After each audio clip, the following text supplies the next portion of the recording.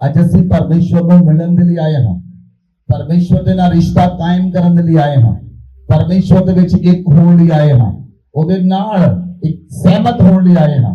आमेन, hallelujah, hallelujah. सुनिए प्रियो, आपको हमारे बीच में प्रभु दिखाई देता है। हाँ जनाब, बोलिए, आपको हमारे बीच में प्रभु दिखाई देता है और हमें आपके बीच में प्रभु दिखाई देता है। जब तक ये कम्युनिकेशन दोनों ओर से नहीं होता, आपको हमारे अंदर और हमें आपके अंदर प्रभु दिखाई नहीं देता, वो कम्युनिकेशन बढ़ता नहीं। परमेश्वर ने आपको चुना और ठहराया कि आप फल लेकर आए और आपका फल बना रहे। प्रभु आपके अंदर नजर आता है, बोले आमेन। बोलिए, प्रभु मेरे अंदर नजर आता है। बोलिए बोलिए ऊंची आवाज में, प्रभु मेरे अंदर नजर आता है, प्रभु मेरे अंदर नजर आता है, प्रभु मेरे अंदर नजर आता है, प्रभु मेरे अंदर नजर आता है। अपनी आंखें खोलिए, अपने पड़ोसी को बोलिए, प्रभु तेरे अंदर नजर आता है, प्रभु तेरे अंदर नजर आता है, प्रभु तेरे अंदर नजर आता है। बोलिए बोलिए, अपने पड़ोसी को बोलिए, प्रभु तेरे अंदर नजर आता है। बोलिए, प्रभु तेरे अंदर नजर आता है। Hallelujah, hallelujah. जब तक आपके बीच में से प्रभु नजर ना आए, आप कुछ भी नहीं। आपके बीच में से प्रभु नजर ना आए, आप कुछ भी नहीं। आपके अंदर से प्रभु नजर ना आए, आप कुछ भी नहीं। अगर प्रभु आपके अंदर से नजर नहीं आता, आप मसीह से बाहर हैं। लेकिन अगर आप मसीह के अंदर हैं, तो मसीह आपके अंदर से नजर आता है। मसीह की खुशबू आपके अंदर से नजर आती है। लोग मसीह की खुशबू को आपके अंदर से देखेंगे, आपके अंदर से मसीह की खुशबू आएगी। लोगों को बताने की जरूरत नहीं पड़ेगी, आप मसीह में हैं। लोग कहेंगे आप मसीह में हैं, लोग कहेंगे आप मसीह में हैं। लोग कहेंगे आपके अंदर से प्रभु खुशबू आती है, लोग कहेंगे आपके अंदर से प्रभु खुशबू आती है। वो प्रभु आपके अंदर से प्रकट होता है। हालेलुया। यीशु मसीह ने कहा, यदि तुम सत्य को जानोगे तो सत्य तुम्हें आजाद करेगा। यदि आप सत्य को जानेंगे तो सत्य आपको आजाद करेगा, क्योंकि प्रभु हमारे बीच में है, प्रभु मेरे अंदर है, प्रभु हमारे बीच में है, प्रभु हमारे बीच में से नजर आता है। प्रभु के नजर आने के लिए आपको पूरा दिन प्रभु से बात करनी होगी। हालेलुया। संसार में बहुत से लोग व्यर्थ की बातें करते हैं। आप पूरा दिन व्यर्थ की बातें करते हैं, इधर की बातें, उधर की बातें, इसकी बातें, उसकी बातें। वचन कहता है, परमेश्वर का वचन ये गवाही देता है। परमेश्वर का वचन यीशु के बारे में बात करता है, परमेश्वर पिता यीशु के बारे में बात करता है, स्वर्गदूत यीशु के विषय में बात करते हैं। आप किसके विषय में बात करते हैं? परमेश्वर ने स्वर्ग से आवाज दी, ये मेरा प्रिय पुत्र है, इसकी सुनो। परमेश्वर का अनंत वचन कहता है, अनंत जीवन परमेश्वर के पुत्र में है। स्वर्गदूत कहते हैं, अनंत जीवन यीशु में है। मुक्तिदाता पैदा हुआ है और स्वर्गदूतों ने आवाज दी। आप किसके विषय में बातें करते हैं? प्रभु कहता है, मेरा पिता मेरी गवाही देता है, मेरा पिता मेरी गवाही देता है। मुझे मनुष्य की गवाही की जरूरत नहीं।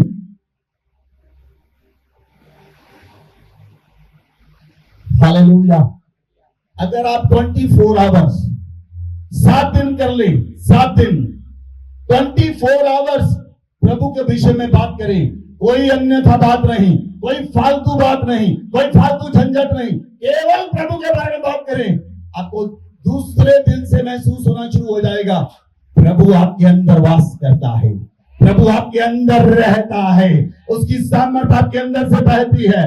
तीसरे दिन आप अपने आप को झरना देखेंगे, एक झरना है जो बह रहा है। आप देखेंगे आप ये झरना बन गए। चौथे दिन आप देखेंगे आप एक नदी बन गए। 5वें दिन देखेंगे आप एक डैम बन गए। 6वें दिन देखेंगे आप प्रभु बन गए। आपके अंदर से प्रभु नजर आता है। आप चलेंगे, आपको महसूस होगा प्रभु मेरे अंदर है। आप वॉक करेंगे, आपको महसूस होगा प्रभु मेरे अंदर है। आप हाथ बढ़ाएंगे, आपको नजर आएगा प्रभु मेरे अंदर है। आप देखेंगे, आपको महसूस होगा प्रभु मेरे अंदर से देख रहा है। ये अनंत जीवन है। प्रभु का वचन कहता है ये अनंत जीवन है। जब प्रभु आपके अंदर से प्रकट रूप में नजर आए, और वो जोए लाइफ है, वही लाइफ है, अनंत जीवन की लाइफ जिसे आप जी रहे हैं। आप संसार का जीवन जीना बंद करें और प्रभु में जीवन जीना शुरू करें। कोई दुष्ट आपको छू ना पाएगा, कोई बीमारी आपको छू ना पाएगी। हड्डियों में दर्द है वो चली जाएगी, प्राण में दर्द है वो चली जाएगी, कहां भी बीमारी है वो चली जाएगी, क्योंकि आपके अंदर प्रभु वास कर जाएगा। हालेलुया। पहली कलीसिया में कोई व्यक्ति बीमार नहीं था। पहली कलीसिया में कोई व्यक्ति बीमार नहीं होता था। अगर कोई व्यक्ति बीमार होता था, पूरी कलीसिया घुटनों पर आती थी। कोई व्यक्ति बीमार नहीं होता था, क्योंकि प्रभु उनके अंदर नजर आता था। आज लोग पापों में फंसे हैं, गुनाहों में फंसे हैं, और वो संसार की बातें करते हैं, पूरा दिन संसार की बातें करते हैं। आप प्रभु की बात करें, जिसके विषय में उसका वचन गवाही देता है।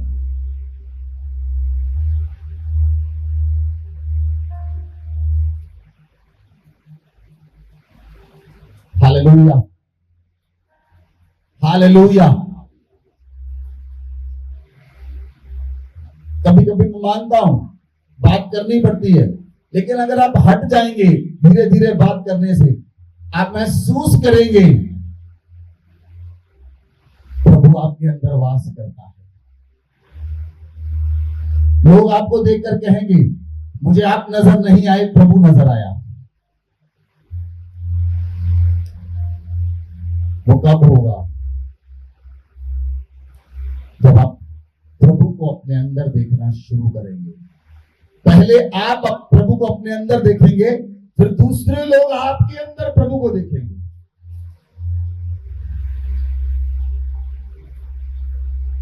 Hallelujah, hallelujah. आप कब चंगे होते हैं?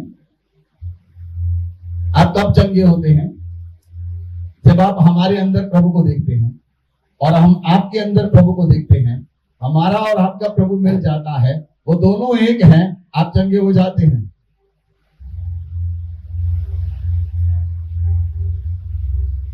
बाइबल कहती है, आज में परमेश्वर ने सृष्टि की रचना की। परमेश्वर ने कहा, आओ हम मनुष्य को मिट्टी से बनाएं, आओ हम मनुष्य को बनाएं। वहां पर पिता, पुत्र और पवित्र आत्मा तीनों वहां पर मौजूद थे। पिता, पुत्र और पवित्र आत्मा तीनों वहां पर मौजूद थे, और उन्होंने मनुष्य को बनाया। Hallelujah, hallelujah. अनंत जीवन क्या है? जब पिता, पुत्र, पवित्र आत्मा तीनों आपके अंदर वास कर जाए। वो तीन नहीं, एक हैं। सॉरी, पिता, पुत्र और पवित्र आत्मा तीन नहीं, एक हैं। वो एक आपके अंदर वास कर जाए और आपके अंदर वो नजर आए, आपको नजर आए। दूसरों को बाद में नजर आएगा, पहले आपको नजर आएगा।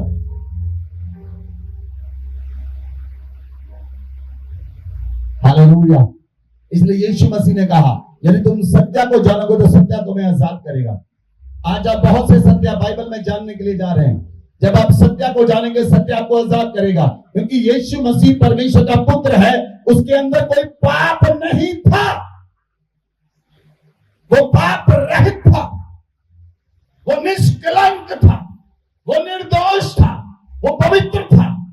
यीशु मसीह ने कोई पाप नहीं किया। यीशु मसीह की आंखें पाप नहीं करती थी, यीशु मसीह का हाथ पाप नहीं करता था, यीशु मसीह के जुबान पाप नहीं करती थी, यीशु मसीह के कान पाप नहीं करते थे, यीशु मसीह की आंखें पाप नहीं करती थी, यीशु मसीह पाप को देखता भी नहीं था। यीशु मसीह ने इस धरती पर आकर पापियों को आजाद कर दिया। जब वो प्रभु आपके अंदर आएगा, आपकी आंख पाप नहीं करेगी। जब वो प्रभु आपके अंदर आएगा, आपके हाथ पाप नहीं करेंगे। जब वो प्रभु आपके अंदर आएगा, आपका हृदय पाप नहीं करेगा। जब वो प्रभु आपके अंदर आएगा, आपकी ज्ञान इंद्रियां पाप नहीं करेंगी। आपके शरीर के अंग पाप करना बंद कर देंगे, क्योंकि वो प्रभु आपके अंदर वास करेगा।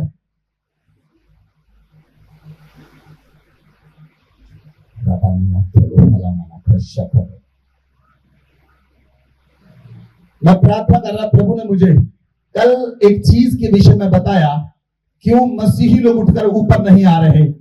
वो मसीही लोग खिलाफ बहुत बोलते हैं। मुझे कल प्रभु की आत्मा ने बताया क्यों लोग ऊपर नहीं उठ रहे। वो इतना बोलते हैं, इतना बोलते हैं, वो अपनी ही जीभ को दूषित कर लेते हैं, फिर उनकी जीभ प्रार्थना करने के काम में नहीं आती। एक जीभ से दो पानी नहीं निकलते, या तो सोते से दो पानी नहीं निकलते, या तो खारा पानी निकलेगा या मीठा पानी निकलेगा। एक जीभ से दो काम नहीं हो सकते। जहां वो जीभ ब्लेसिंग का कारण बनेगी, जहां वो जीभ श्राप का कारण बनेगी। आपकी जीभ किस चीज का कारण बन चुकी है? आपकी जीभ कौन सी चीज का कारण बन चुकी है? ये अनंत जीवन के लिए बहुत इंपॉर्टेंट है। आपकी जीभ किस चीज का कारण बनी है? आपकी जीभ श्रापों का कारण बनी है, आपकी जीभ चुगलियों का कारण बनी है, आपकी जीभ नफरत का कारण बन चुकी है, आपकी जीभ दूसरों के विरोध में बोलने का कारण बन चुकी है, दोष लगाने वाली जीभ है। जहां आपने वो जीभ पाई है जो जीवन को देती है। सुलेमान कहता है जीवन और मृत्यु तेरी जीभ के अंदर है, जो उसे काम में लड़ जाता है वो उसका फल भोगेगा। वही व्यक्ति फल भोगेगा अनंत जीवन का जिसकी जीभ पवित्र आत्मा के वश में आ चुकी है, जिसकी जीभ पवित्र आत्मा के वश में है। आपको मालूम है आपके पूरी बॉडी के अंदर एक ही पार्ट है जो आपको स्वर्ग में लेकर जाएगा, वो आपकी जीभ है। इसीलिए जब पेंतीकोस्त का दिन आया तो पवित्र आत्मा जीभ पर उतरा, और कहीं पवित्र आत्मा बॉडी पर नहीं उतरा। पवित्र आत्मा जीभ के ऊपर आया। उन्हें आग की जीभें फटती हुई दिखाई दी, उनकी जीभ बदल गई, वो अन्य भाषा बोलने लगी। लेकिन अगर आप उत्पत्ति में देखें, मैंने पिछले दिनों में आपको बताया था, जब बेबीलोन बनाने लगे उन्होंने उनकी वहां पर एक ही बोली और एक ही भाषा थी। वहां पर उनकी एक ही बोली और एक ही भाषा थी। उत्पत्ति की पुस्तक में अगर आप देखें 11 अध्याय में उन पृथ्वी पर एक ही भाषा एक ही बोली थी। जब वो गुम्मट बनाने लगे उन्होंने कहा आओ हम ऐसी बिल्डिंग बनाएं जो आकाश से बातें करे, आकाश तक बिल्डिंग लेकर जाएंगे। उन लोगों की भाषा एक थी, बोली एक थी। वो लोग सभी मिलकर ईंटों से, गारे से, मिट्टी से वो घर बनाने लगे और बनाते चले गए। बाइबल कहती है उन्हें देखने के लिए पिता, पुत्र और पवित्र आत्मा नीचे उतर आए।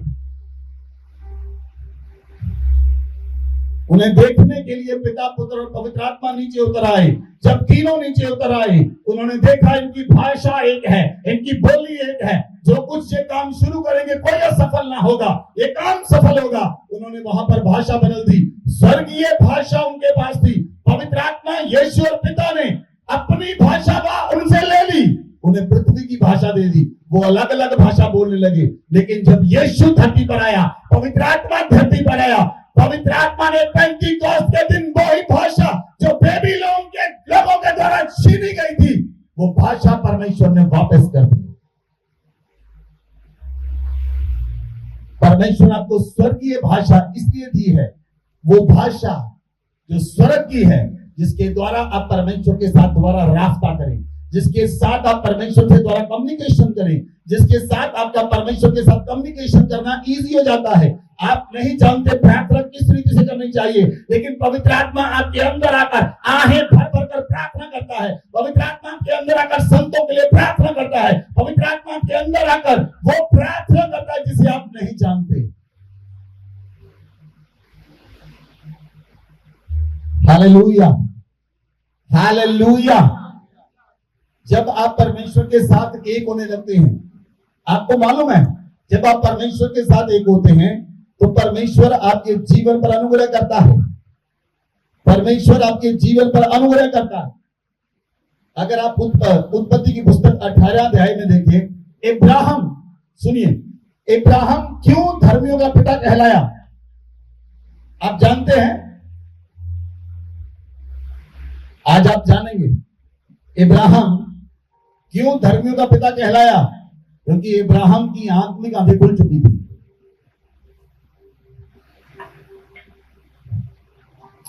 इब्राहिम की आत्मा की आंखें खुली थी।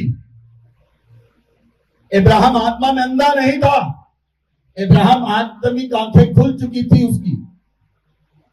उत्पत्ति 18 अध्याय में लिखा है, अब्राहम ममरे के 5 वृक्षों के बीच कड़ी धूप के समय तंबू के द्वार पर बैठा हुआ था। तब यहोवा ने उसे दर्शन दिया।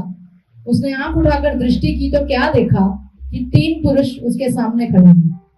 जब उसने उन्हें देखा तब उनसे भेंट करने के लिए तंबू के द्वार से दौड़ा और भूमि पर गिरकर दंडवत की और कहने लगा, हे प्रभु, यदि मुझ पर तेरी अनुग्रह की दृष्टि है तो मैं विनती करता हूँ कि अपने दास के पास से चले न जाना। मैं थोड़ा सा जल लाता हूँ और आप अपने पांव धोकर इस वृक्ष के नीचे विश्राम करें, फिर मैं एक टुकड़ा रोटी ले आऊंगा। हालेलुया। बस लिसन। जब इब्राहिम ममरे के 5 वृक्षों में बैठा हुआ था, इब्राहिम ममरे के 5 वृक्षों में बैठकर मेडिटेशन कर रहा था। इब्राहिम ममरे के 5 वृक्षों में बैठकर देख रहा था प्रभु मेरे अंदर है। इब्राहिम प्रभु के साथ बात कर रहा था। इब्राहिम प्रभु के साथ बात कर रहा था। इब्राहिम ने क्या देखा? 3 मनुष्य उसकी ओर आ रहे हैं। इब्राहिम ने देखा 3 पुरुष उसके सामने खड़े हैं। तब इब्राहिम ने उन्हें देखा, भेंट करने के लिए तंबू के द्वार से दौड़ा और गिरकर उन्हें दंडवत किया। इब्राहिम पहली बात, इब्राहिम ने जब 3 पुरुष देखे, इब्राहिम दौड़ा। क्यों दौड़ा वो? आप जब किसी को देखते दौड़ते, आप किसी को देखते भागते। इब्राहिम भागा। इब्राहिम मेडिटेशन में था। इब्राहिम प्रार्थना की हालत में था। इब्राहिम दौड़ा 3 पुरुषों को देखकर। लेकिन वहां पर, यहां पर एक खास बात लिखी हुई है, बहुत ही खास बात है। इब्राहिम ने कहा, दूसरी और तीसरी आयत पढ़े दोबारा। उसने आंख उठाकर दृष्टि की तो क्या देखा कि 3 पुरुष उसके सामने खड़े हैं। जब उसने उन्हें देखा तब वह उनसे भेंट करने के लिए तंबू के द्वार से दौड़ा और भूमि पर गिरकर दंडवत की और कहने लगा, हे प्रभु, यदि मुझ पर तेरी अनुग्रह की दृष्टि है तो मैं विनती करता हूँ कि अपने दास के पास से चले न जाना। Hallelujah, hallelujah. आज एक भेद की बात आपके जीवन में खोलने के लिए जा रही है। जब इब्राहिम ने 3 पुरुषों को देखा, इब्राहिम 3 पुरुषों को देखकर दौड़ा, भागा और उनके पास जाकर गिरकर दंडवत किया और इब्राहिम ने कहा, हे प्रभु।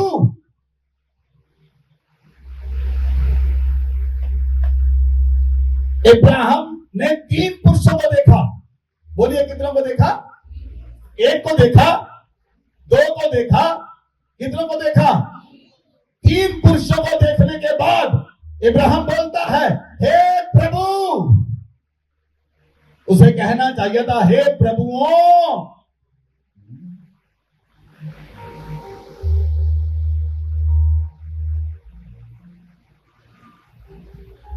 आज बाइबल खोलिए प्लीज, देखिए। आज दिखाते हैं परमेश्वर का आत्मा हमको क्या सिखाना चाहता है। इब्राहिम ने 3 पुरुषों को देखा और इब्राहिम 3 पुरुषों को देखकर दौड़ा, भागा और दंडवत किया और कहता, हे प्रभु। इब्राहिम की आत्मिक आंखें खुली थी। इब्राहिम ने पिता, पुत्र और पवित्र आत्मा को देखा। वो 3 दूत नहीं थे। तभी इब्राहिम ने कहा, हे प्रभु, माय लॉर्ड। जो लूत था इब्राहिम के संग आया, ध्यान से सुने, जो लूत इब्राहिम के संग आया था उसकी आंखें बंद थी, लेकिन लूत के ऊपर इब्राहिम के कारण अनुग्रह था। 19 आज पढ़े, 19 की 1 और 2, 19 की 1 पढ़े। सांझ को वे 2 दूत सदोम के पास आए और लूत सदोम के फाटक के पास बैठा था। उनको देखकर वह उनसे भेंट करने के लिए उठा और मुंह के बल झुककर दंडवत करके कहा, हे मेरे प्रभु। हालेलुया। क्या आपको समझ आ रहा है? सांझ के समय सदोम और अमोरा में 2 दूत आए। जब 2 दूत आए तो लूत ने कहा, हे मेरे प्रभुओं। लेकिन इब्राहिम के पास 3 आए।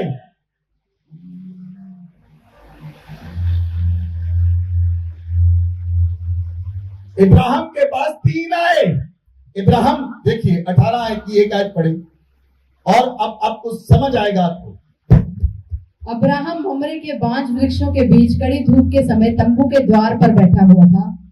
तब यहोवा ने उसे दर्शन दिया। यहोवा ने उसे दर्शन दिया। बाइबल में लिखा है दूतों ने दर्शन नहीं दिया।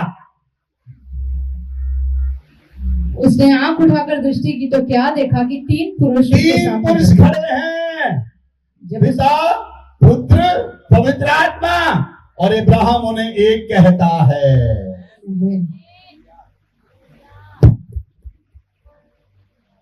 इसीलिए इब्राहिम की आत्मिक आंखें खुली हुई थी। परमेश्वर ने इब्राहिम को धर्मियों का पिता कहलाया। उसके ऊपर परमेश्वर ने अनुग्रह किया कि इब्राहिम ने हमें पहचान लिया है।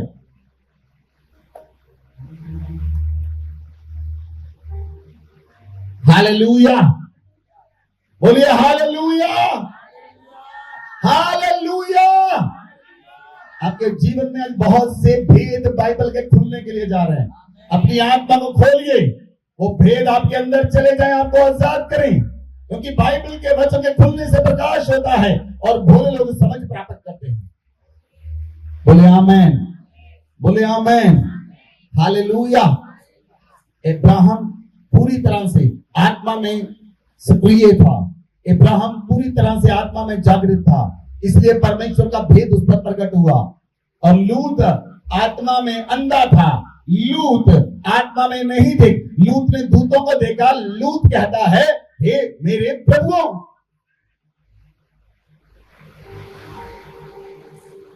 अगर लूत आत्मा में देखता तो कभी सदोम और अमोरा को ना लेता, हरी तराई में ना जाता।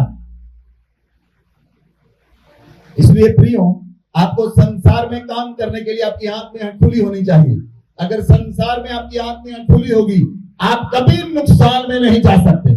आपका घराना कभी नुकसान में नहीं जाएगा, आपका बिजनेस कभी नुकसान में नहीं जाएगा, आपका जीवन कभी नुकसान में नहीं जाएगा, बल्कि आप दूसरों के नुकसान को भी खत्म करने वाले बन जाएंगे, क्योंकि आपकी आंखें खुल जाएंगी। हालेलुया। बहुत से लोगों ने ऐसे ऐसे फैसले लिए, उनके फैसले लिए हुए फैसले, उन लोगों के फैसले लिए हुए उन्हें नुकसान में चले गए। वो लोग नुकसान में चले गए। कुछ फैसले लोग ऐसे लेते हैं, वो फैसले उन्हें कोहों दूर लेकर चले जाते हैं और बाद में उन फैसलों के ऊपर वो रोते हैं सारी उम्र उन फैसलों पर रोते हैं जो एक बार उन्होंने गलत फैसला लिया। इसलिए जब पवित्र आत्मा आपके साथ होता है, आप गलत फैसला नहीं ले सकते। आपका लिया हुआ फैसला आपको प्रभु के साथ चलाता है। आपका लिया हुआ फैसला आपको प्रभु के साथ खड़ा करता है। आपको आत्मा में सुजाखा होना है, आपकी आत्मिक आंखें खुली होनी चाहिए। आज पवित्र आत्मा, मेरी प्रार्थना की आंखें खोल दे, आप अनंत जीवन में चल सके, आप उस लाइफ में चल सके जो लाइफ यीशु मसीह जीते थे। That is the Joy life. वो ही लाइफ है जो अनंत जीवन देती है। बोले आमेन, बोले आमेन। इसलिए बाइबल में लिखा है, अगर आप यूहन्ना की अंजील 5 अध्याय उसकी 39 आयत में देखें तो वहां पर लिखा है, तुम पवित्र शास्त्र में ढूंढते हो क्योंकि समझते हो तुम्हें अनंत जीवन तुम्हें मिलता है, और ये वही है जो मेरी गवाही देता है। फिर भी तुम मेरे पास आना नहीं चाहते। सुनिए प्रियो, यीशु मसीह ने वहां पर उन लोगों से कहा, तुम पवित्र शास्त्र में ढूंढते हो और समझते हो कि तुम्हें अनंत जीवन पवित्र शास्त्र से मिलता है। अनंत जीवन बाइबल में है। आगे यीशु मसीह ने कहा, यह वही है जो मेरी गवाही देता है। परमेश्वर का वचन परमेश्वर की गवाही देता है, लेकिन अनंत जीवन यीशु मसीह में है। अनंत जीवन यीशु मसीह में है।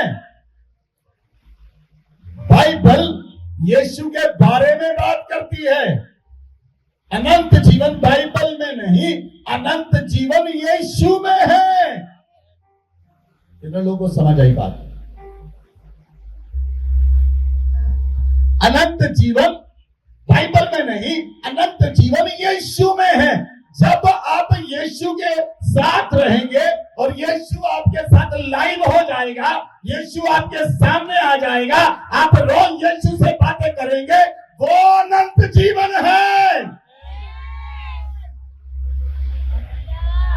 अनंत जीवन ये नहीं आपने 2 घंटे बाइबल पढ़ी, 3 घंटे बाइबल पढ़ी और 3 घंटे प्रार्थना करी, आप सोचते हैं मैं अनंत जीवन में। नहीं, अनंत जीवन ये है।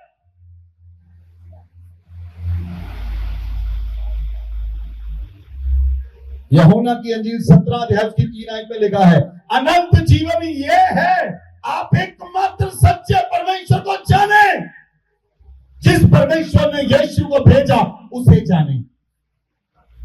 अनंत जीवन ये है, जो लाइफ ये है, आप यीशु को जाने। बोलिए आमेन, बोलिए कलीसिया आमेन। अनंत जीवन यीशु मसीह के अंदर है। इसलिए बाइबल कहती है, जिसके पास परमेश्वर का पुत्र नहीं, उसके पास जीवन नहीं। जिसके पास परमेश्वर का पुत्र नहीं, उसके पास जीवन नहीं। जिसके पास परमेश्वर का पुत्र है, वो अपने अंदर अनंत जीवन को रखता है। बोलिए आमेन। जिसके पास परमेश्वर का पुत्र है, वो अपने अंदर अनंत जीवन को रखता है। बोलिए आमेन। अनंत जीवन, बोलिए कहाँ है? बोलिए कहाँ है? अनंत जीवन कहाँ है? अनंत जीवन कहाँ है? अनंत जीवन कहाँ है? अनंत जीवन कहाँ है? यीशु मसीह में। तो आपको यीशु के साथ एक होना है। जब यीशु आपके सामने आएगा, जब यीशु से आप आमने सामने बातें करेंगे, आप अनंत जीवन में हैं। आप अनंत जीवन में हैं। आप अनंत जीवन में हैं। जब यीशु जो आपके सामने अगर आपसे बात करेगा, वो आपके अंदर आ जाए, वो अनंत जीवन है। अनंत जीवन ये नहीं आपने 1 घंटा 2 घंटा बाइबल पढ़ रही,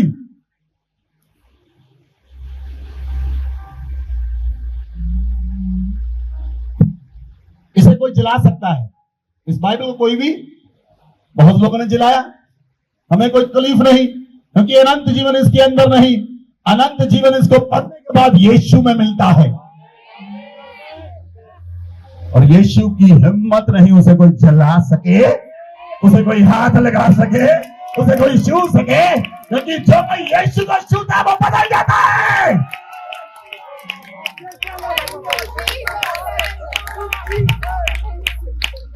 अनंत जीवन यीशु में है। अनंत जीवन यीशु में है। यीशु के साथ एक हो जाए, यीशु के साथ बातें करें। यीशु आपसे बात करना चाहता है। यीशु आपसे बात करना चाहता है। जितना ज्यादा आप इच्छा रखते यीशु से बात करना, उससे ज्यादा यीशु चाहता आपसे बात करें।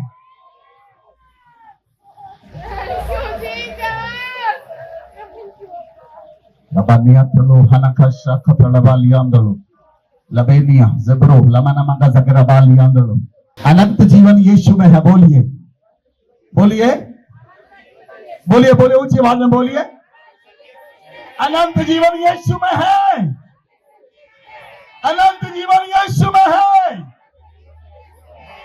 तो आपको रोज किससे बात करनी है? किससे बात करनी है? किससे बात करनी है? चलो एक चीज और समझाता हूं। आप कितने लोग ग्रेजुएट हो चुके हैं? कितने लोगों ने बीए की है, एमए, बीएमए की है? बीए एमए आपने जब +2 तक पढ़ा, उसके बाद 3 साल ग्रेजुएशन की, 3 साल ग्रेजुएशन की, उसके बाद 2 साल एमए की। मुझे ये बताइए, जब आप ग्रेजुएशन की स्टडी कर रहे थे, तो जो ग्रेजुएशन की बुक थी, ग्रेजुएशन बुक में ठीक आप में है।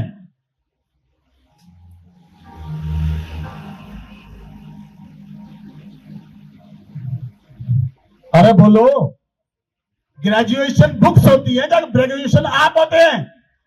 अरे बोलो तो सही भैया, आप ग्रेजुएट हैं, बुक्स ग्रेजुएट हो गई।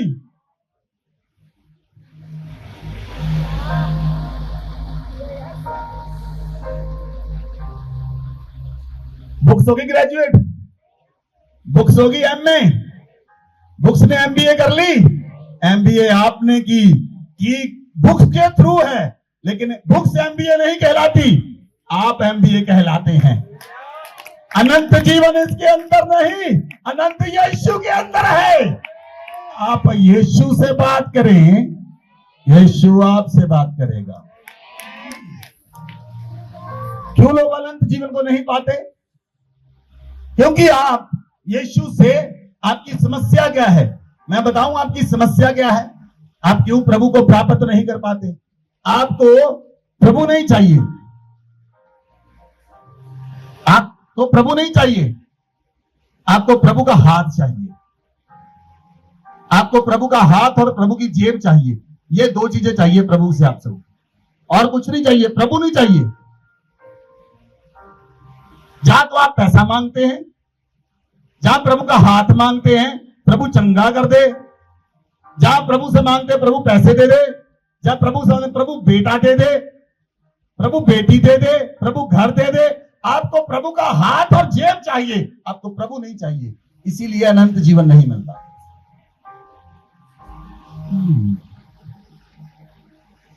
क्या समझ पाए आप? नहीं समझे, क्योंकि आपको प्रभु नहीं चाहिए। हमें प्रभु चाहिए, हमें प्रभु चाहिए, हमें प्रभु चाहिए, हमें प्रभु चाहिए। हमें उसका केवल हाथ और जेब ही नहीं, हमें पूरा प्रभु चाहिए।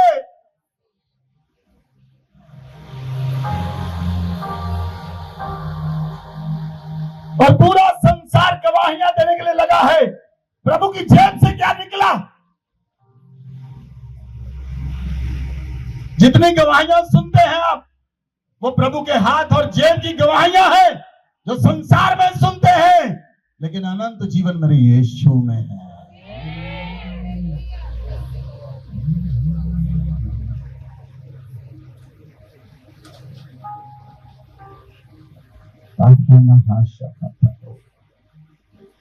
मैंने परमेश्वर से कहा, परमेश्वर मैं नहीं बोलना चाहता, तू बोल। क्योंकि यीशु, पवित्र आत्मा यीशु के बारे में ज्यादा जानता है। पवित्र आत्मा ज्यादा जानता है यीशु के बारे में।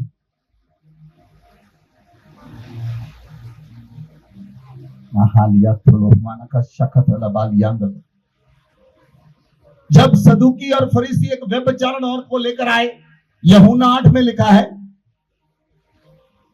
जब वो व्यभिचारण औरत को लेकर आए तो उन्होंने आकर कहा, हे प्रभु, शास्त्री और फरीसी एक स्त्री को लाए जो व्यभिचार में पकड़ी गई, और उसको बीच में खड़ा करके कहा, यीशु से कहा, हे गुरु, ये स्त्री व्यभिचार में पकड़ी गई और व्यवस्था में मूसा ने हमें आज्ञा दी ऐसी स्त्रियों पर पथराव करें।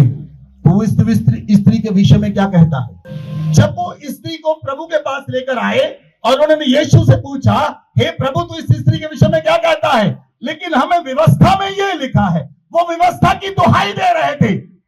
सदूकी और फरीसी व्यवस्था की दुहाई दे रहे थे। व्यवस्था में लिखा है, व्यवस्था में लिखा है, व्यवस्था में लिखा है। यीशु से वो बार बार व्यवस्था के बारे में बात कर रहे थे।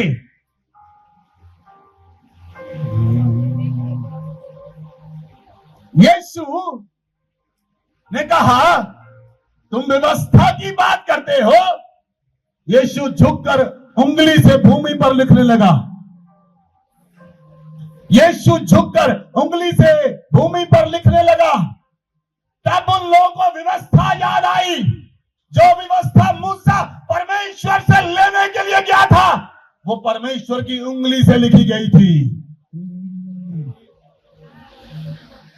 जो व्यवस्था मूसा परमेश्वर से लेने के लिए गया था, वो व्यवस्था की उंगली से लिखी गई थी। इसलिए यीशु झुककर उंगली से लिखने लगा। परमेश्वर यीशु ने कहा, जिसने व्यवस्था दी वो ही लिख रहा है। उसी की उंगली लिख रही है। जिस उंगली ने व्यवस्था दी उसी की उंगली लिख रही है। इसलिए उन्हें याद नहीं आया, उन्हें याद आया व्यवस्था परमेश्वर की उंगली से लिखी गई है, धरती पर लिख रहा है। मामा खाता तो है।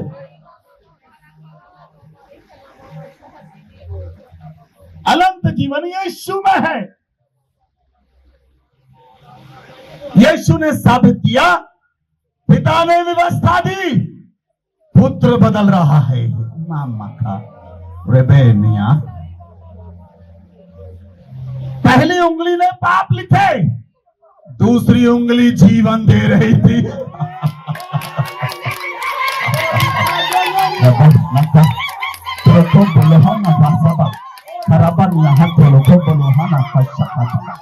Labania zebro labada kasakapo labania sa labonia zabana hakabala hashukutro lebinia zabana halako labania zebro laga zagara baba lebinia zabara baliandolo managa zagara baliandolo तो जीवन आपके अंदर आ रहा है।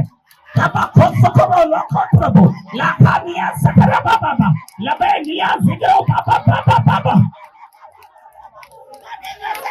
महाशकबा Labonia Zabaraba, Liandolo, Managa Zagaraba, Liandolo, Labania Zabaraba, Labariatro, Baba Zagaraba.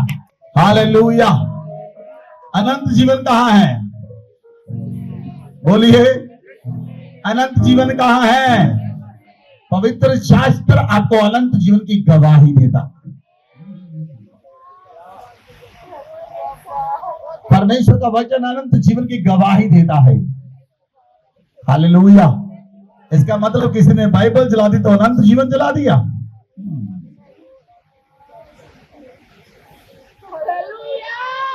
सुनिए, कितने लोग दिल्ली गए हैं? हाथ उठाइए। दिल्ली गए हैं? ओके। जब आप दिल्ली जाते हैं तो जलंधर पीएपी चौक में वहां पर लिखा है दिल्ली 365 किलोमीटर दूर है। क्या आप दिल्ली पहुंच गए? क्या पीएपी चौक में दिल्ली है? उसने बताया दिल्ली कितनी दूर है। दिल्ली 365 किलोमीटर दूर मिलेगी। अनंत जीवन की ये गवाही देता है। Bible is the sign board of Jesus.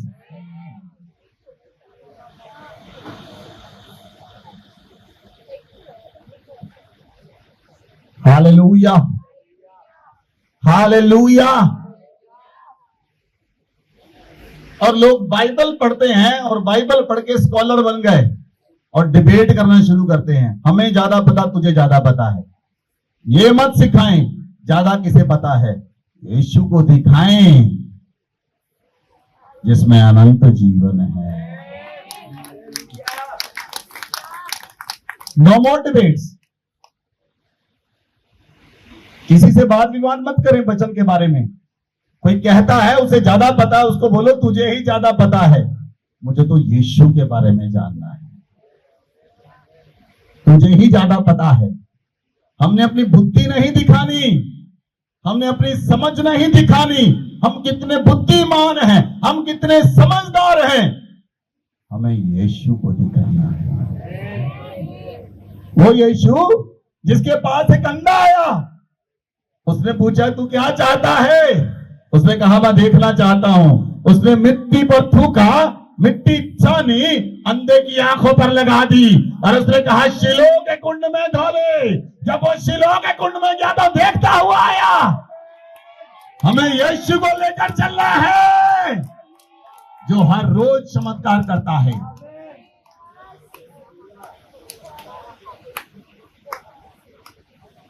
Hallelujah. जिस उंगली ने मूसा को वचन 10 हुक्म लिख कर दिए, पाप क्या है लिख कर दिए, वही उंगली धरती पर आकर लिख रही थी जीवन क्या है। वह बेचारा औरत व्यवस्था ने ठहराया ये पापी है। यीशु ने कहा मैं तुझे पापी नहीं ठहराता।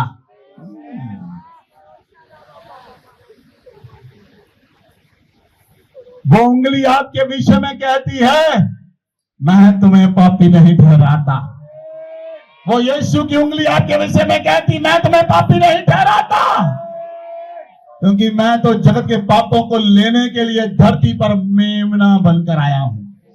मैं तेरे पापों को उठाने के लिए आया हूं, मैं तेरे गुनाहों को उठाने के लिए आया हूं, मैं तेरे बोझ को उठाने के लिए आया हूं। तू बोझ को उठाने में सक्षम नहीं है, तू पापों को उठाने में सक्षम नहीं है। मैं तेरे पास तेरे बोझ को लेने के लिए, मैं तेरे पास तेरे पाप को लेने के लिए, मैं तेरे पास तेरी बीमारियों को लेने के लिए, तू मेरे अंदर आ जा, मैं तेरे बोझ को उठा लूंगा। तू मेरे अंदर आ जा, मैं तेरे पाप को उठा लूंगा।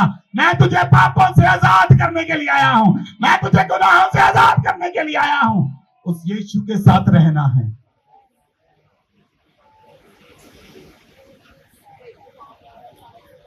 Hallelujah, hallelujah. उन्होंने पूछा, 9 अध्याय में यीशु मसीह ने कहा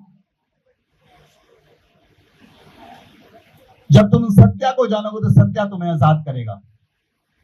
उन्होंने पूछा सत्य क्या है? यीशु मसीह ने कहा जब तुम सत्य को जानोगे तो सत्य तुम्हें, बोलिए, सत्य तुम्हें आजाद करेगा। हालेलुया। वचन को पढ़े, 8th chapter, John 8:32। तब यीशु ने उन यहूदियों से जिन्होंने उस पर विश्वास किया था कहा, यदि तुम मेरे वचन में बने रहोगे तो सचमुच मेरे चेले ठहरोगे और तुम सत्य को जानोगे और सत्य तुम्हें स्वतंत्र करेगा। हालेलुया। यीशु मसीह ने कहा जब तुम सत्य को जानोगे तो सत्य तुम्हें आजाद करेगा। उन्होंने उत्तर दिया, हम तो इब्राहिम के वंश में हैं, हम कभी किसी के दास नहीं हुए, हम इब्राहिम के वंश में हैं, तू कैसे कहता हम स्वतंत्र हो जाएंगे? यीशु ने कहा मैं तुमसे कहता हूं जो कोई पाप करता है वो पाप का दास है। जो कोई पाप करता है वह पाप का दास है। जो व्यभिचार करता है वो व्यभिचार का दास है। जो शराब पीता है वो शराब का दास है। जो गुस्सा करता है वो गुस्से का दास है। जो लड़ाई करता है वो लड़ाई का दास है। जो झूठी बातें बकता है वो झूठ का दास है। यीशु मसीह ने कहा यदि कोई पाप करता है वो पाप का दास है, लेकिन जब तुम सत्य को जानोगे तो सत्य तुम्हें आजाद कर देगा। उन्होंने कहा तू कैसे कहता है? यीशु मसीह ने कहा दास सदा घर में नहीं रहता, पुत्र सदा रहता है, लेकिन यदि पुत्र तुम्हें स्वतंत्र करेगा तो तुम स्वतंत्र हो जाओगे। यीशु मसीह ने कहा यदि पुत्र तुम्हें, बोलिए, पुत्र तुम्हें स्वतंत्र करेगा तो तुम, इसका मतलब वो पवित्र शास्त्र पढ़ने के बाद भी स्वतंत्र नहीं हुए।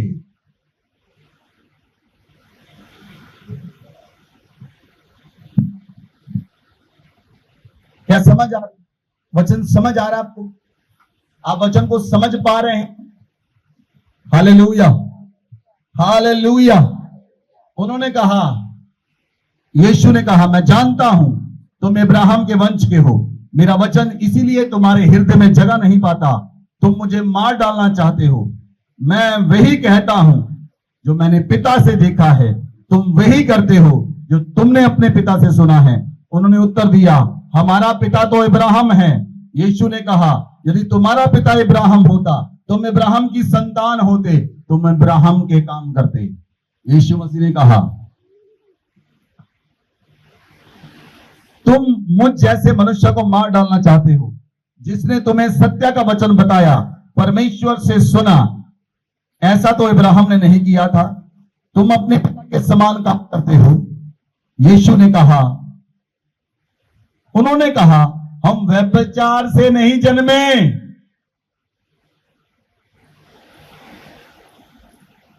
यीशु ने कहा यदि तुम्हारा पिता परमेश्वर तुम्हारा पिता होता तो तुम प्रेम करते, क्योंकि मैं परमेश्वर की ओर से आया हूं।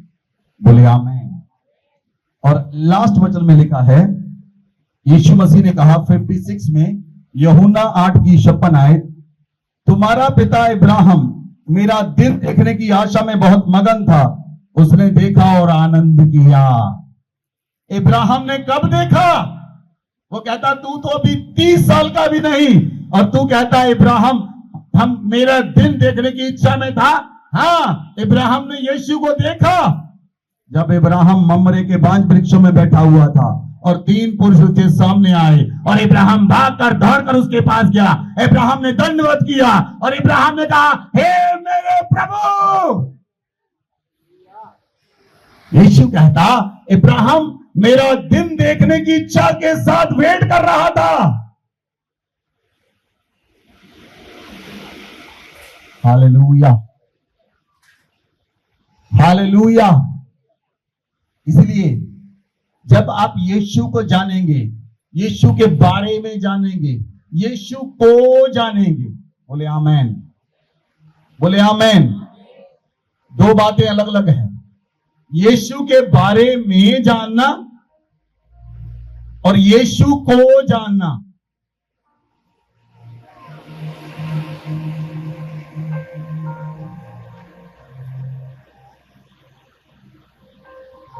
नहीं समझे? मैं समझाता हूं।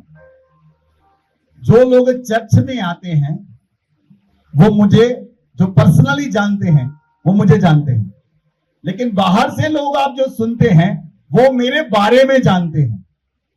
ऐसे ही जो लोग यीशु के बारे में जानते हैं उन्हें अनंत जीवन नहीं मिलता, जो यीशु को जानते हैं उन्हें अनंत जीवन मिलता है।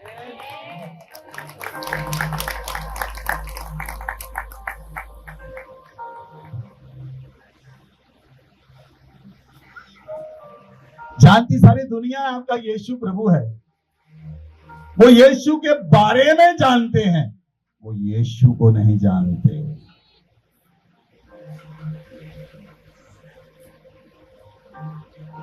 Hallelujah, hallelujah. परमेश्वर ने कहा, उत्पत्ति 1:26 आयत पढ़े। फिर परमेश्वर ने कहा, हम मनुष्य को अपने स्वरूप और के आओ अनुसार हम मनुष्य को अपने स्वरूप और अपनी समानता में बनाएं, और वे समुद्र की मछलियों और आकाश के पक्षियों और घरेलू पशुओं और सारी पृथ्वी पर और सब रेंगने वाले जंतुओं पर जो पृथ्वी पर रेंगते हैं अधिकार रखें। आमेन। लिसन लिसन, सुनिए। परमेश्वर ने कहा, परमेश्वर पिता यहोवा, पुत्र यहोवा और आत्मा यहोवा। आपके नाम के साथ किसका नाम लगता है? आपके बेटे और बेटी के नाम के साथ किसका नाम जुड़ता है? आपका, आपका जुड़ता है ना? माता पिता का जुड़ता है कि नहीं? अगर आपका नाम सहोता है, आपका नाम है सहोता, सैम सहोता, आपके बेटे का नाम है जो भी नाम है, सुनिए, पर पिता यहोवा, पुत्र यहोवा, पवित्र आत्मा यहोवा।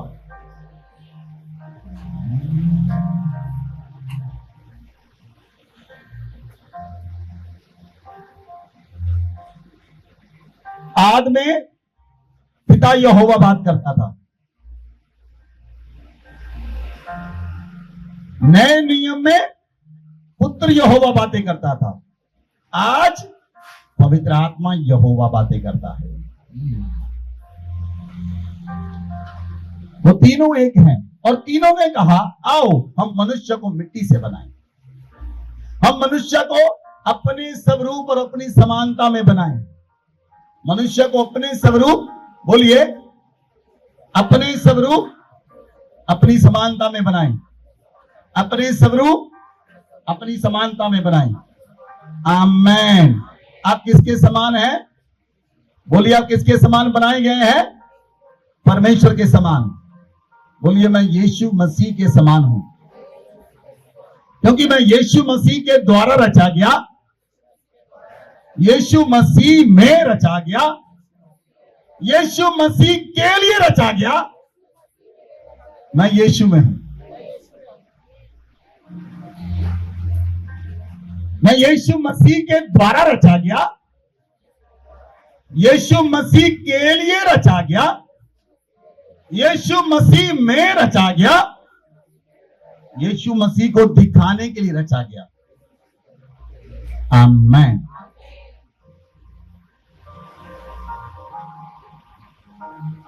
हालेलुया। परमेश्वर ने आपको बनाया, और जब परमेश्वर ने बनाया, उन्हें अदन वाटिका में रखा। आदम और हवा दोनों इकट्ठे थे। उन्होंने फल खाया, पाप आया, पाप के कारण उनके ऊपर श्राप आई, पाप के कारण उनके ऊपर श्राप आए, और जो श्राप आया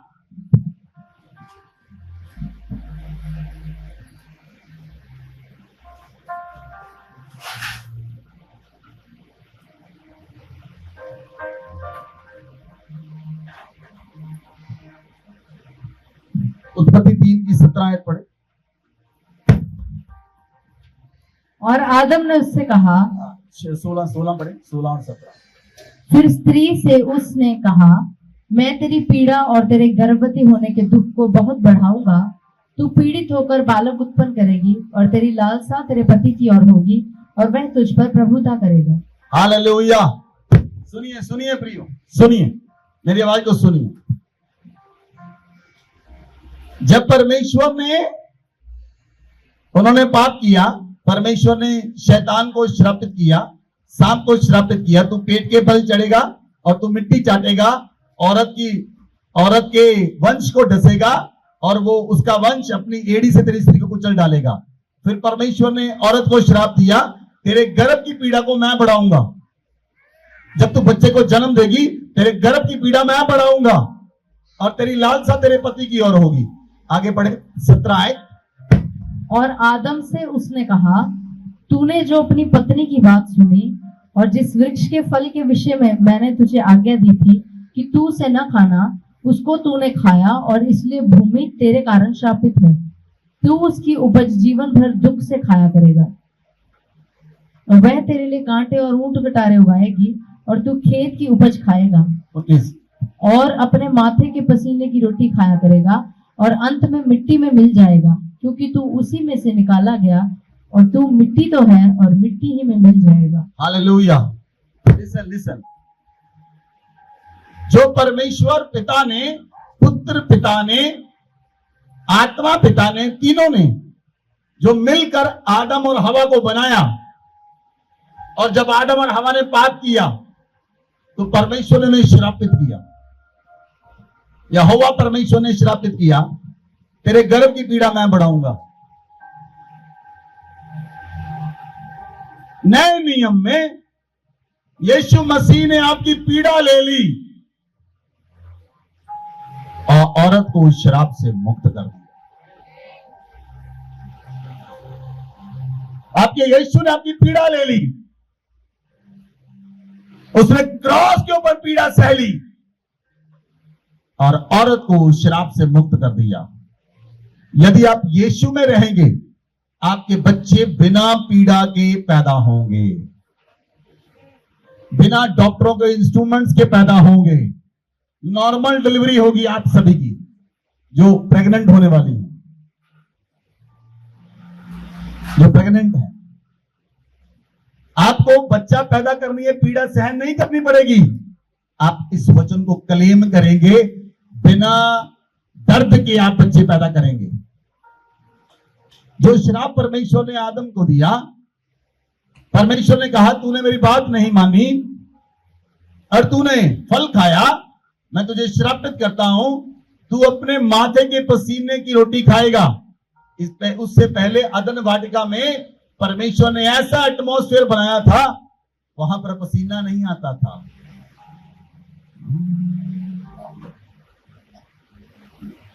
अदन वाटिका में पसीना नहीं था, क्योंकि परमेश्वर के श्राप देने के कारण पसीना आना शुरू हुआ। पढ़िए बाइबल को ध्यान से।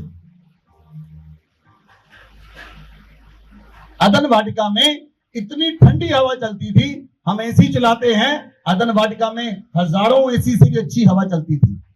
अदन, हमारा पानी दूषित है, आप पानी को लिए आरओ लगाते हैं, यूवी लगाते हैं, पता नहीं क्या क्या लगाते हैं, अदन वाटिका की पानी इतना बहता, अच्छा बहता था, उस पानी के अंदर से हीरे, जवाहरात, मोती और सोना नजर आता था। पानी के अंदर से वो पानी इतना साफ था। अदन वाटिका की हवा में दूषितपन नहीं था। अदन वाटिका की हवा साफ थी। अदन वाटिका की हवा में पसीना नहीं आता था। लेकिन जब उन्हें अदन वाटिका से निकाला गया, उन्हें पसीना आया, और उसे खत्म करने के लिए यीशु मसीह ने गतसमनी बाग में प्रार्थना की। जब यीशु का पसीना गिरा, उसके साथ उसका खून भी गिरा। यीशु ने उस पसीने के श्राप से मनुष्य को आजाद कर दिया।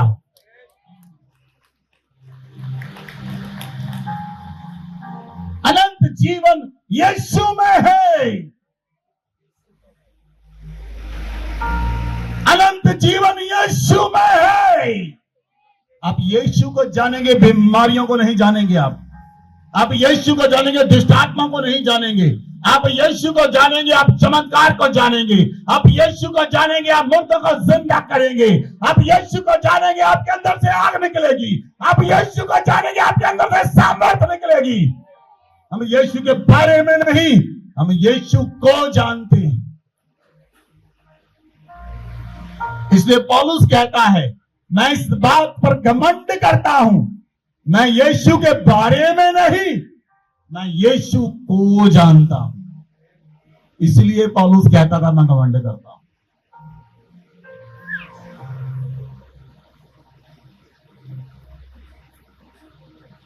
Hallelujah, hallelujah, hallelujah. इसलिए यीशु ने कहा सदूकियों और फरीसियों से, तुम्हारा पिता इब्राहिम मेरे दिन देखने की इच्छा रखता था, मेरा दिन देखने की इच्छा रखता था। कहते तू 30 साल का नहीं, इब्राहिम ने तूने इब्राहिम तुझे देखेगा।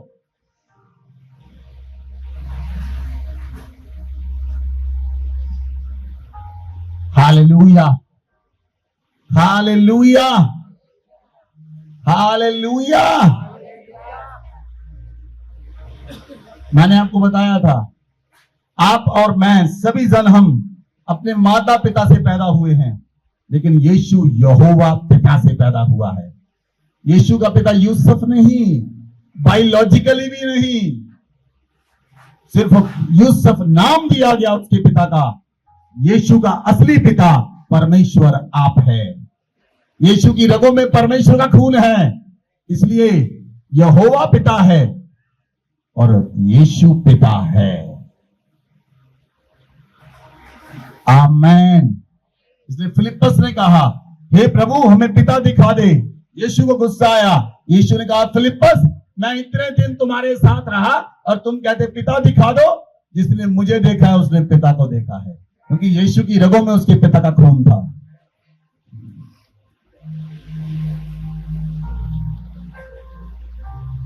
Hallelujah, hallelujah. यीशु मसीह ने कहा, मेरा पिता मेरी गवाही देता है। असल में पिता को कोई नहीं जानता। इस संसार में कोई व्यक्ति परमेश्वर को नहीं जानता। कोई व्यक्ति भी परमेश्वर को नहीं जानता। मैं पवित्र शास्त्र के वसीले बोल रहा हूं, केवल यीशु पिता परमेश्वर को जानता है और यीशु ने ही पिता को दिखाया है। यीशु ने ही पिता के कैरेक्टर को दिखाया है। पिता का कैरेक्टर कैसा है वो यीशु के अंदर प्रकट हुआ।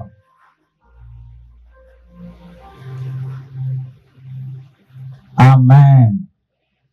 बाइबल कहती है परमेश्वर को किसी ने कभी नहीं देखा। इकलौता पुत्र जो पिता की गोद में है उसी ने उसे प्रकट किया है। असल में पिता कौन है? असल में पिता यीशु ही है।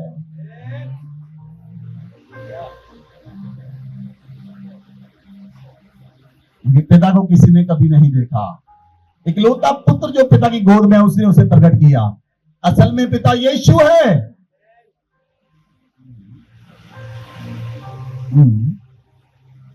निकालिए यूहन्ना की इंजील, देखिए क्या लिखा है।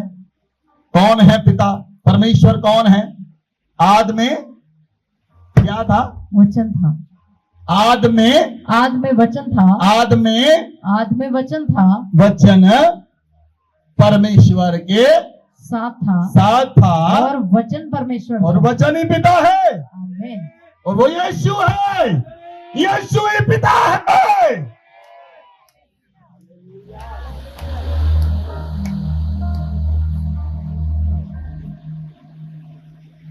इसलिए यीशु ने फिलिप्पस से कहा, जिसने मुझे देखा है,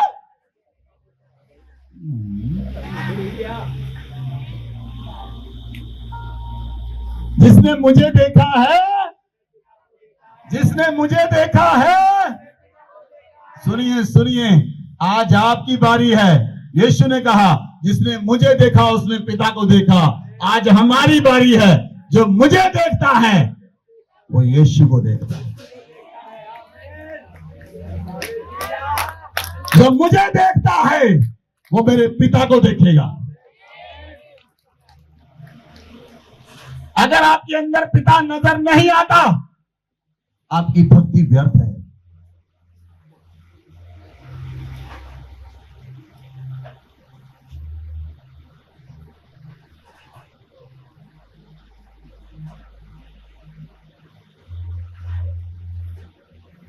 हमारे अंदर से हमारा पिता नजर आना चाहिए। यही भक्ति है, यही भक्ति है।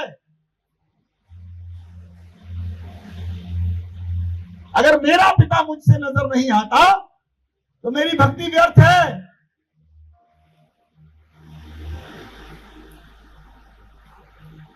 अगर मेरा प्रभु मुझ में से नजर नहीं आता तो मेरी भक्ति व्यर्थ है। अगर आपका प्रभु आपके अंदर से नजर नहीं आता तो भक्ति व्यर्थ है।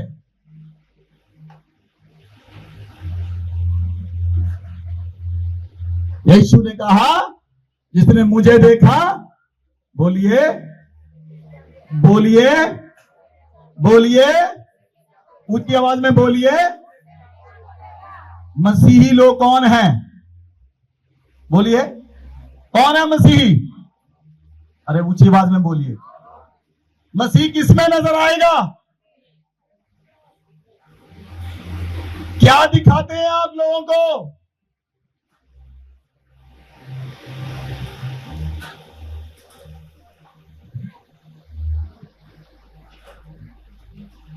कौन है मसीही? अंताकिया में चेले पहली बार मसीही कहलाए। पता क्यों? उनके अंदर मसीह नजर आया। अंताकिया में पहली बार बाइबल में चेले मसीही कहलाए क्योंकि लोगों को उनके अंदर मसीह नजर आया। उन्होंने कहा, ये मसीही हैं। आज लोग लड़ाई करते हैं, लड़ाई करके चर्च आते हैं और टाई लगा कर रहते हैं, मैं क्रिश्चियन हूं।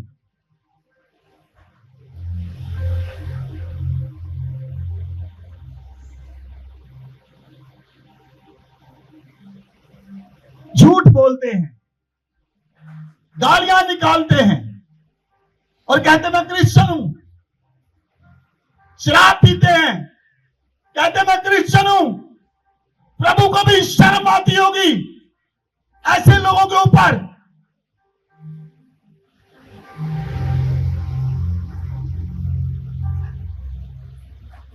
अंताकिया में पहली बार चेले मसीही कहलाए क्योंकि प्रेरितों में मसीह नजर आ रहा था। प्रेरितों ने जिस पर हाथ रखा उन्होंने उसी समय पवित्र आत्मा पाया।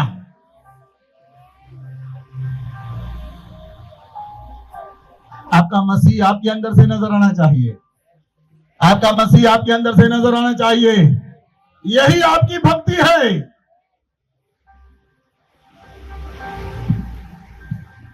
भक्ति कमाई का द्वार नहीं, भक्ति परमेश्वर से मिलने का द्वार है। भक्ति बिजनेस नहीं, भक्ति परमेश्वर के साथ रिश्ता कायम करने का काम है।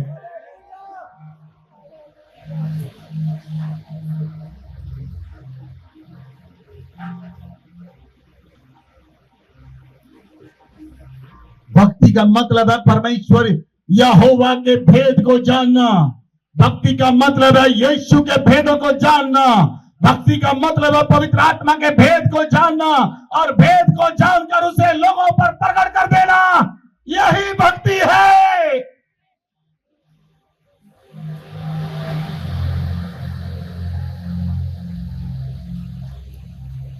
Thank you Jesus, thank you father, thank you Holi spirit. अपने हाथ को उठाएं। अनंत जीवन यीशु में है, इसलिए यीशु मसीह ने कहा तुम पवित्र शास्त्र से ढूंढते हो कि तुम्हें अनंत जीवन मिलता है, लेकिन पवित्र शास्त्र मेरी गवाही देता है अनंत जीवन यीशु में है। इसलिए यीशु ने कहा जो मुझ पर विश्वास करता है और वो जिंदा है, वो कभी ना मरेगा, वो कभी ना मरेगा, वो कभी ना मरेगा। आमेन। अपनी आंख खोलिए। यीशु मसीह ने कहा जो मुझ पर विश्वास करता है वो अनंत काल तक न मरेगा, वो अनंत काल तक न मरेगा। हनोक वो 365 साल जिंदा रहा, 365 साल परमेश्वर के साथ चला। हनोक ने अपना रैप्चर खुद कर लिया। हनोक शरीर समेत उठाया गया, उसने परमेश्वर को पसंद किया। हनोक ने परमेश्वर को ढूंढ लिया। हनोक के अंदर परमेश्वर ने कहा था। हनोक के बारे में बाइबल में ज्यादा नहीं लिखा, लेकिन हनोक के बारे में एक बात लिखी है, हनोक जिंदा उठाया गया।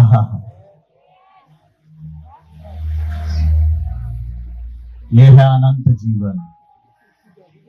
जब आपके अंदर अनंत जीवन रहेगा, जिस दिन यीशु बादलों पर आएगा, सुनिए सुनिए, मैं साइंस की भाषा में समझा दूं। हमारे अंदर यीशु है और यीशु बादलों पर आएगा। यीशु बड़ा चुंबक है, हम छोटे चुंबक हैं। जब हमारा बड़ा चुंबक बादलों पर आएगा, छोटे चुंबक अपने आप खींचे चले जाएंगे, अपने आप खींचे चले जाएंगे, चिपक जाएंगे उसके साथ जाकर।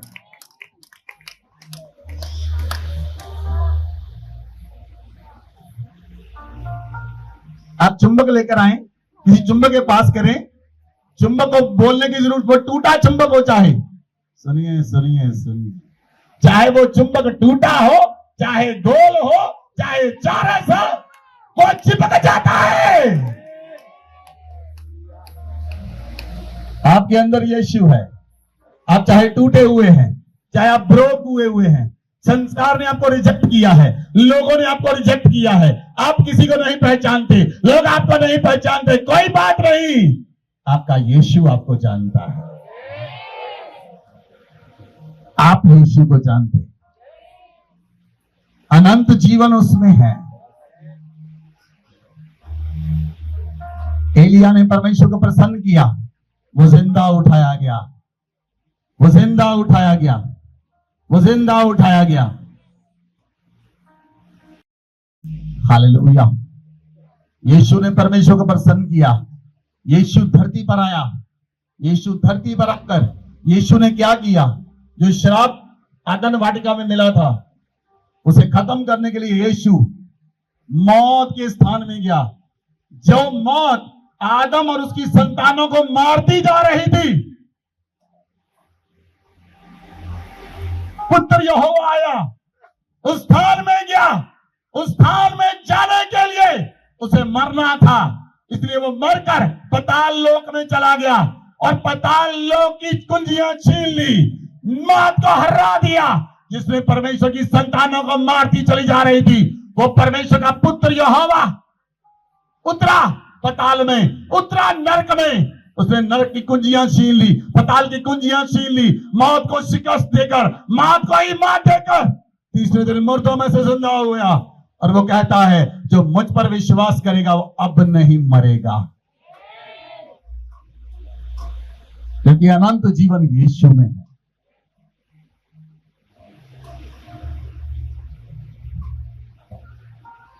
इसलिए यीशु मसीह ने कहा पुनरुत्थान और जीवन मैं ही हूं। जो मुझ पर विश्वास करता है, अधूरा विश्वास, वो मर भी जाए तो भी जिंदा रहेगा। जो पूरा विश्वास करता है, जो जिंदा है, वो अनंत काल तक न मरेगा।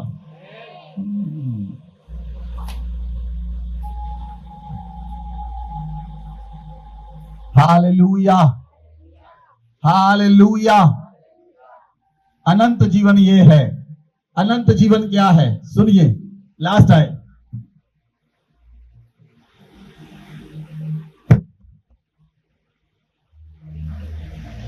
अनंत जीवन यह है कि वे तुझ एकमात्र सच्चे परमेश्वर को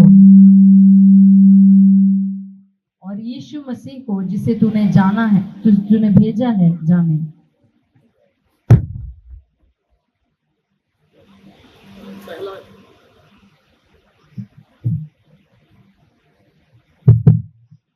पहला यूहन्ना 3:14 है।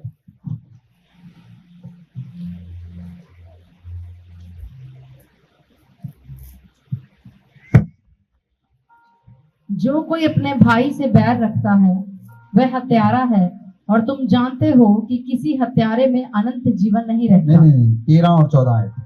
हे भाइयों, यदि संसार तुमसे बैर करता है तो अचंभा न करना। हम जानते हैं कि हम मृत्यु से पार होकर जीवन में पहुंचे हैं, क्योंकि हम भाइयों से प्रेम रखते हैं। हालेलुया। लिसन, सुनिए। अनंत जीवन परमेश्वर के पुत्र यीशु में। अनंत जीवन परमेश्वर के पुत्र, बोलिए, अनंत जीवन परमेश्वर के पुत्र यीशु में है। और यीशु मसीह ने कहा, जो मुझ पर विश्वास करता है, यदि वो जिंदा है, वो अनंत काल तक न मरेगा। और बाइबल कहती है, हम में अनंत जीवन है, और हम जानते हैं हमारे यीशु ने मौत को तोड़ दिया, और हम जो जिंदा हैं, जो यीशु पर विश्वास करते हैं, हमने मौत को क्रॉस कर लिया है, और क्रॉस करके हम जीवन में आ चुके हैं। आपने मौत को क्रॉस कर लिया है, आप क्रॉस करके जीवन में पहुंच चुके हैं, इसलिए मौत आपको मार नहीं सकती। आप जीवन के अंदर हैं। वो जीवन और कोई नहीं, वो जीवन यीशु है, जिसके अंदर मृत्यु है ही नहीं, क्योंकि उसने मृत्यु की कुंजियों को छीन लिया, उसने पाताल की कुंजियों को छीन लिया, उसने पाताल को शिकस्त दे दी, उसने मौत को निकम्मा कर दिया। इसलिए मौत हमें नहीं मार सकती। हम मौत को क्रॉस करके हम पहले ही अनंत जीवन में पहुंच चुके हैं। अपने हाथ को उठाएं, धन्यवाद करें। Thank you Jesus, thank you father, thank you Holi spirit. पिता, आपका धन्यवाद करते हैं आपके वचन के लिए। आज आपने अपने वचन के द्वारा अपने बच्चों से बात की है। हमने जाना अनंत जीवन क्या है। अनंत जीवन परमेश्वर के पुत्र यीशु में है। अपने हाथ को उठाएं, अपने हाथ को उठाएं, धन्यवाद करें। आपके अंदर अनंत जीवन आया है। अनंत जीवन परमेश्वर के पुत्र यीशु में है। वो जोएल लाइफ आपके अंदर है, यीशु आपके अंदर है। आज से यीशु आपके अंदर से प्रकट रूप में नजर आए। मेरी प्रार्थना आपके यीशु आपके अंदर से नजर आए। सारी बीमारियों का अंत हो जाए, सारी गरीबी का अंत हो जाए, सारे श्रापों का अंत हो जाए, और यीशु आपके अंदर से नजर आए। अपने हाथ को उठाएं, आप कहें, प्रभु मेरी गलतियों को, गुनाहों को माफ करें। आप मुझ में से नजर आए, आप मुझ में से नजर आए। आप बोलिए, प्रभु मैं आपको प्रकट करना चाहता हूँ, प्रभु मैं आपको प्रकट करना चाहती हूँ। प्रभु आप मुझे यूज करें, मेरा इस्तेमाल करें, प्रभु मुझे यूज करें। अपने हाथ को उठाएं, धन्यवाद करें और प्रार्थना करें खुदावन से। खुदावन से कहें, खुदावन तुझ में जीवन है, तुझ में जीवन है, तुझ में जीवन है, तुझ में जीवन है। जीवन केवल यीशु में है, जीवन केवल यीशु में है। जिसके पास पुत्र है उसके पास जीवन है, जिसके पास पुत्र नहीं उसके पास जीवन नहीं। बाइबल कहती जिसके पास पुत्र है उसके पास जीवन है, जिसके पास पुत्र नहीं उसके पास जीवन नहीं।